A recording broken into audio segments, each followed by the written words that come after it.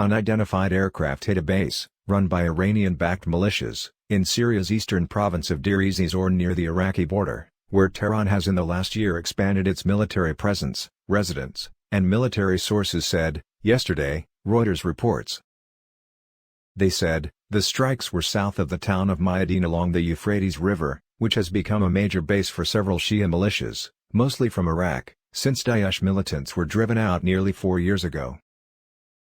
Iranian-backed militia fighters patrolling the streets were put on heightened alert, and ambulances were seen rushing to the desert outskirts of the city after several explosions were heard, 2 residents said. Panicky militias were calling on pedestrians and cars to clear the city center and main streets around it, Ahmad Al Shawi, a resident, told Reuters in a text message.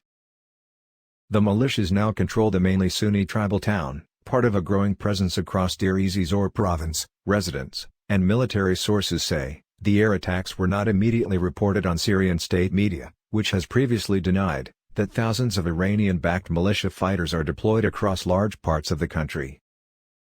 Israel, alarmed by Iran's growing regional influence and military presence in Syria, says it has carried out hundreds of strikes in Syria to slow down Iranian entrenchment. Over the past year, strikes by unmanned Israeli aircraft have concentrated on the border town of Abu Kamal, southeast of Mayadeen, that lies on a strategic supply route for Iranian-backed militias, who regularly send reinforcements from Iraq into Syria. The Iranian-backed militias are also in control of large stretches of the frontier on the Iraqi side, Western intelligence sources say. Israel has expanded airstrikes on suspected arms transfers and deployments by Iranian-backed militia and their Lebanese Hezbollah allies, which support Syrian President Bashar al-Assad. Stay tuned for the latest news,